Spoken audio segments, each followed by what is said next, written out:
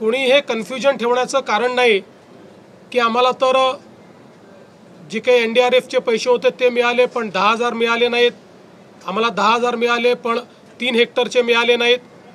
ज्यांना 2 हेक्टरचे पैसे मिळाले आता त्यांच्या खात्यात 3ऱ्या हेक्टरचे पैसेही आपण टाकतोय जर ते 3 हेक्टरवाले असतील तर. त्यामुळे माझा अंदाज असा आहे की पुढच्या 15 ते 20 दिवसांमध्ये पूर्णपणे शेतकऱ्यांच्या खात्यामध्ये हे पैसे जातील.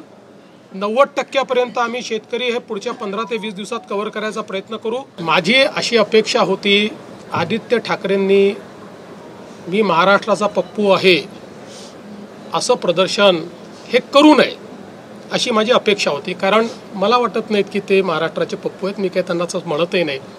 पण ज्या प्रकारे राहुल गांधींनी मोठी स्क्रीन लावून त्याच्यावर इकडून तिकडे येरझाऱ्या घालायच्या आणि खोदा पहाडावर चुहा भी नाही निकला अशा पद्धतीचं वक्तव्य करायचं, दुर्दैवाने तेच काल या ठिकाणी आदित्य ठाकरेंनी केलेलं आहे.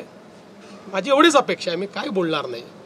त्याची उत्तरं इलेक्शन कमिशनने दिलेली आहेत. त्या संदर्भात इलेक्शन कमिशनने चॅलेंज देऊन ते कुठलाही त्या ठिकाणी योग्य पुरावा देऊ शकले नाहीत. त्याच्यामुळे माझी एवढीच अपेक्षा आहे की किमान तुम्ही राहुल गांधी बनू नका. काही लोकांना रोज खोटे डॉक्युमेंट दाखवण्याची सवय जडली आहे. आता आजच त्यांनी दाखवलेलं पॅन कार्ड हे खोटं निघालं. आता ते माफी मागणार आहेत का? त्यांनी जाहीर माफी मागितली पाहिजे. त्या संदर्भात तर आता म्हणजे ते पॅन कार्ड नेमकं काढलं कोणी याच्यावर आता FIR दर्ज होतोय. त्यामुळे रोज खोटे डॉक्युमेंट आपल्याच घरी तयार करायचे आणि प्रेस कॉन्फरन्स घ्यायची आणि आपणही दिवसभर ती चालवायची आणि आम्हाला प्रश्न विचारायचे. त्यांना प्रतिप्रश्न विचारा, आता काय ॲक्शन घ्यायची, त्यांच्याकडनं माफी मागायला लावा. खोटं डॉक्युमेंट महाराष्ट्राला दिल्याबद्दल ते माफी मागणार आहेत का? त्यांना मागायला लावा माफी. आत्तापर्यंत या अंतर्गत 8,000 कोटी रुपये हे रिलीज झालेले आहेत. जवळपास 40 लाख शेतकऱ्यांच्या खात्यांमध्ये पैसे पोचलेले आहेत. आज मंत्रिमंडळाच्या बैठकीत अजून 11,000 कोटी रुपये रिलीज करण्याला मान्यता देण्यात आली. कारण हे बजेटमधले पैसे नसल्यामुळे याला विशेष बाब म्हणून मान्यता देण्यात आली.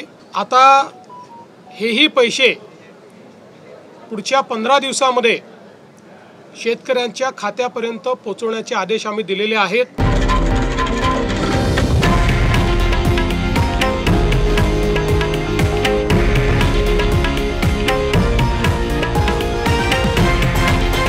हे आहे देशातील नंबर 1 न्यूज नेटवर्क आणि आपण पाहत आहात TV9 मराठी, एकमेव.